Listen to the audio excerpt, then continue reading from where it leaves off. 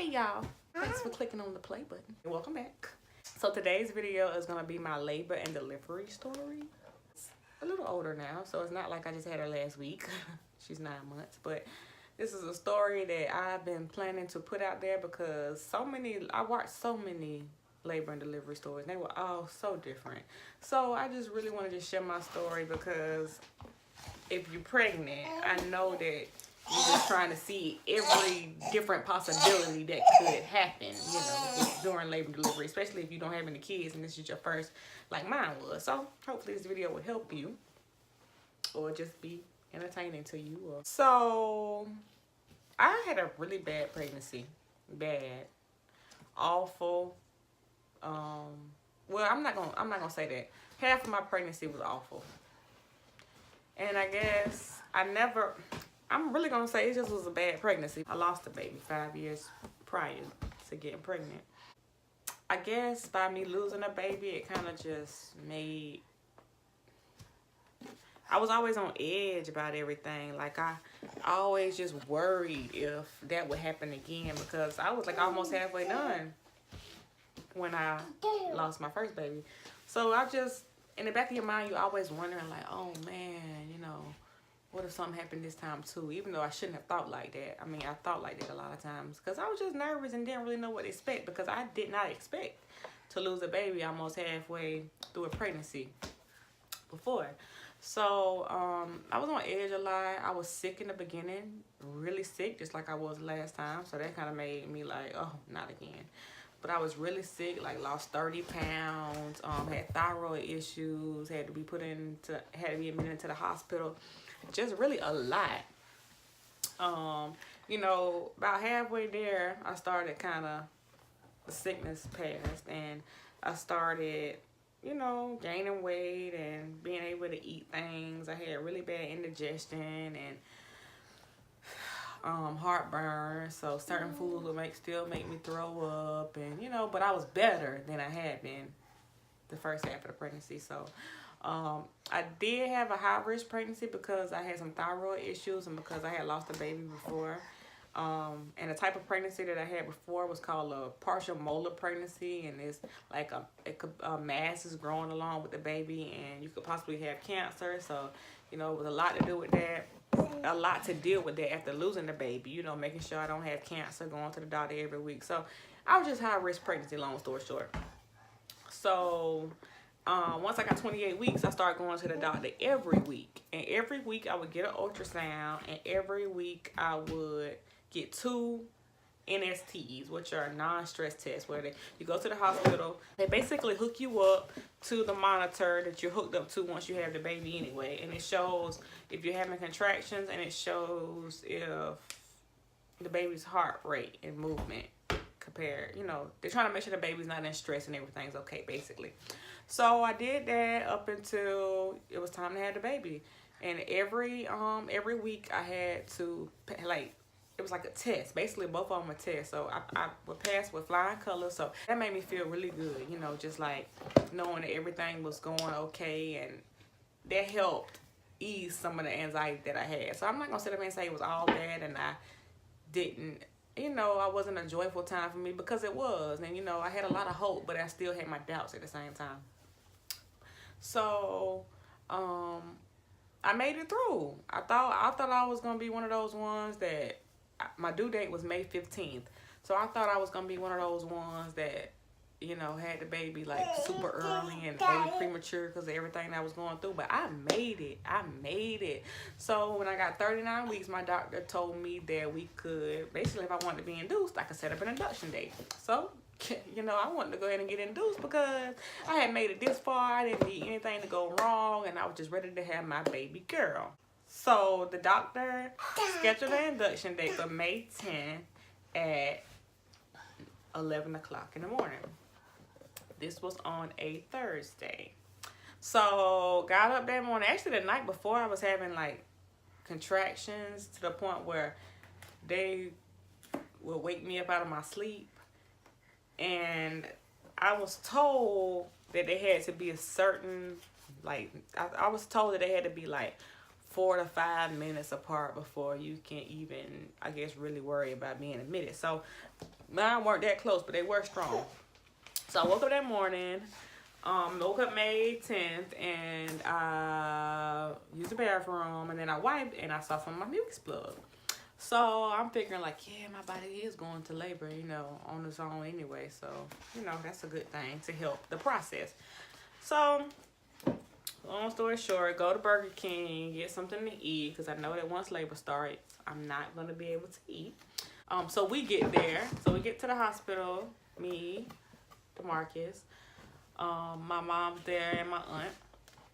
And they hooked me up to the monitor to show contractions and hook up the fetal monitor. So the doctor was supposed to come at noon, and she was gonna stick Cervidil in my cervix. So the process was supposed to be Cervidil stayed in until midnight. We removed it. I ate, took a shower, and then I would get on Pitocin, which would start contractions. So the doctor really didn't make it there till about 1, because I think she said somebody fell in the parking lot, and she just drove them over to the ER herself because she was coming there and it was easier, and you know, she was out there helping people in the parking lot. Nothing wrong with that. So, hey baby. So when she got there, it probably was close to 1, and I told her that I had been having contractions the night before, as well as waking up and seeing some of my mucus plug on the tissue. Seeing my mucus plug on the tissue. So she was just like, when I checked you the other day, basically like, you were all the way closed. So I'm doubting, you know, that anything has changed significantly, and you're probably still gonna need the Cervidil, basically, but I'm gonna check you before. She opened the Cervidil. She decided to check me before she stuck it up there. And when she stuck her finger up there, she told me I was 3 centimeters dilated already, and she was about to break my water. So whoa, to think that you have like 12 hours before you even get into labor, it kind of, you know, it kind of made me panic. Like, I wasn't prepared for it to be that soon. I mean, everything just happened fast. It was like she was getting this thing to break my water, and I'm like pulling my leg back, like, wait, like I didn't have time to process anything. It was just like ram, bam, bam, gazam. The doctors, the nurses bringing in the little baby bed and everything, and I'm like, I'm thinking I'm having a baby tomorrow, you know? So, she broke my water. It didn't hurt. It's just she, I guess, just ruptured a bag with one of her instruments. So, broke my water and started Pitocin, and immediately I started having the worst contractions ever. Contractions are like, I can't even describe, but it's like your vagina and your butthole and your back all just ripping, like just shredding, just like, And it was awful. And then my aunt, who had her kids natural over here. Oh, you can do it. You don't need an epidural. You can do it. Just breathe. You can do it. Just breathe. No, I'm not you. Oh, hold on, y'all, my baby. Stop. Stop it. You're gonna get a whooping. So, I was like, no, I cannot do this. No. I was like, no, I cannot do this. No, I can't. I'm like, no. I'm like, no, I can't do it. I cannot do it. Like, it was, you know how certain things you can try? No. It was no trying for me. It was no thinking about it. It was no contemplating. It was like, I need the epidural and I need it now. I need money and I need it now.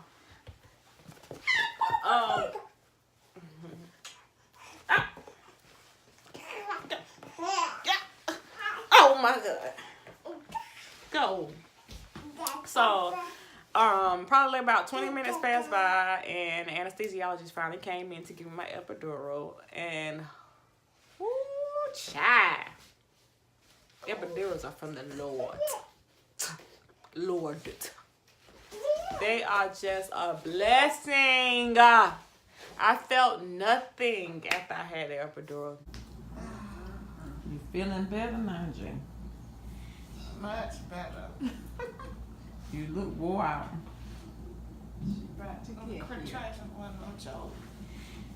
Yeah, with that Pitocin, that make them stronger. Oh, they just, I don't know how people do natural. Nothing. I felt nothing.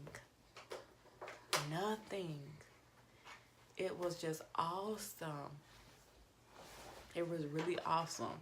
So, I haven't even given y'all times. I did give y'all time about 1 o'clock. So, around about, okay, so let's say this is around probably about 3 now. I'm finally 6 centimeters. I want to say I was about 6 centimeters, yeah. So, time passed by, and I mean, it was really a breeze for me after that. So, I was really just waiting to dilate all the way. So, probably about 5 o'clock, because the problem was my doctor got off at a certain time, and she wasn't on call. So, I was trying to have the baby by 5 o'clock so that she could deliver. And 5 o'clock passed by, and I was like, 5 o'clock passed by, and I'm like, dang, like, all this, you know what I mean, that we done been through. That's how I felt. It's like a relationship. It's like a bond, like, especially with me being high risk, and I had to go to her even more. It was just like, I wanted her to deliver the baby. So, she, like, 5 o'clock came, and I was like, oh, that's, it's over. And maybe like 5:20 something, she just walked in. And we were like, oh, yeah, it's time. Because, she walking in. I know y'all like, did she just go change clothes in the middle of the video? No. Somebody knocked on the door that day, and this is the first time I've been able to come and finish this video. And that's been like 2 weeks. As you can tell, like, my braids ain't as fresh as they was. Like, I got my edges. I got to lay them down every day. Like, 2 weeks has passed by. But, anyway, one thing about me, I had to pick up a story where I left off just like that. Like, you won't even know I was gone. You don't even know 2 weeks passed by. I done went on vacation and everything. You don't even know. Anyway, so basically, the doctor walks in, and it's time to have the baby. So, we all excited and everything. So then the doctor says, does anybody want to help do anything? And so we all kind of looking at each other like, we are all kind of looking at each other like, do what? What could we possibly, what could, other than me pushing and getting the umbilical cord cut, what could we possibly do to help you? So she was like, anybody want to help deliver the baby? My mom was like, me! Me! And so basically, my mama got suited up and put on some gear and protective wear, and, it was time to start pushing, and the doctor kind of, told my mama what it was that she needed to do, and kind of, I guess, in a sense, guided her. She, helped her to, she helped my mom, know what to do as far as, I don't know, like, I wasn't down there, so I really don't know what she helped to do, but basically she helped my mama. She talked her through her delivering my baby, so my mama delivered my baby. Let's go. Just keep sliding out. Come on, Jay. Push, Jay. Come on, Jay. Push, Jay. Push. Change your hands on it. See where my thumb is? Not in your butt. Push. Come on, We push are down. almost there. Push, push, push. Push. Push. Push, push, push. Push the head. Push. Take a good deep breath and go. Harder, harder, harder. Push. Keep going. Keep going. Harder, harder, harder. Come on, push that You're head. doing good, Jay. Push. Push. Push. Jay. 2, harder. 3, 4, 5, 6, 7. Come on, keep going. Push, Jay. Push. Alright, we got a hand. It's coming right out. Hand on you. Hand on your hot top or on your bottom. Push down. Push down. And then up to the ceiling. Hold the baby. There she comes.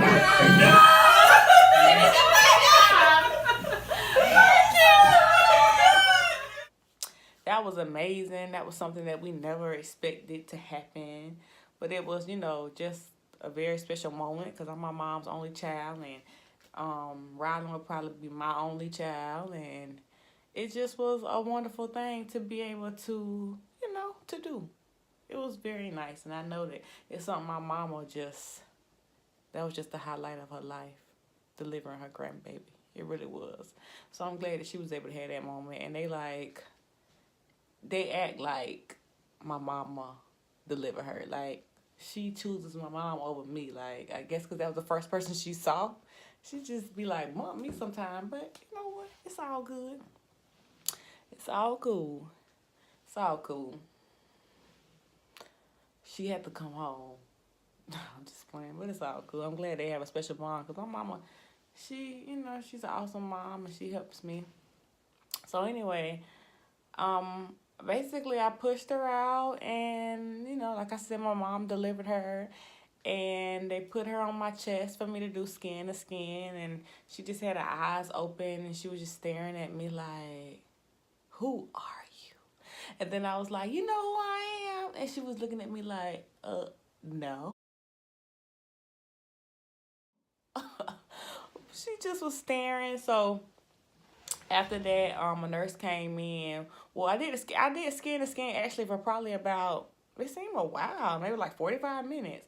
And so it was time for her to eat. And so I asked, could I give her first feeding? And so she went and got a bottle. And I think by this time, I think it was time for me to get up, and they were trying to, you know, get me cleaned up and everything. So they ended up just taking her to the nursery and feeding her themselves.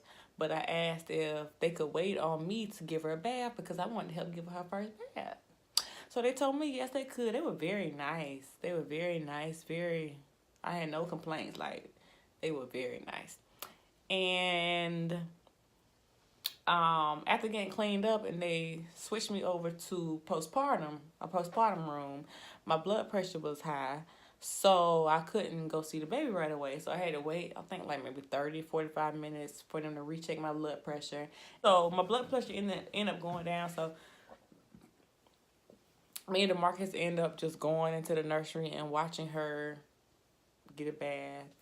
Because, you know, I didn't really want to have to stand up and stuff. Didn't know if I was going to get dizzy or whatever. So I kind of just watched them.